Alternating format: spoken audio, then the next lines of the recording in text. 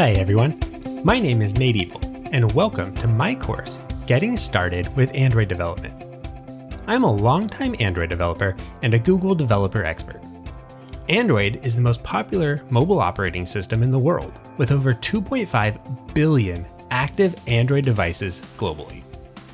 In this course, we're going to learn how to start building modern Android applications with the Kotlin programming language.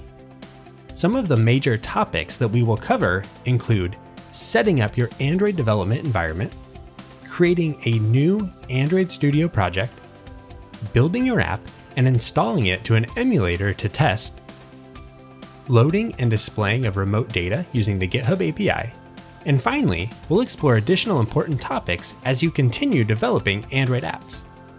By the end of this course, you will have built your first Android app and will understand the core fundamentals of building an Android application.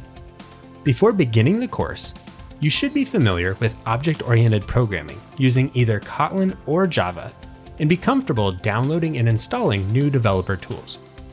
I hope you'll join me on this journey to learn Android development with the Getting Started with Android Development course at Pluralsight.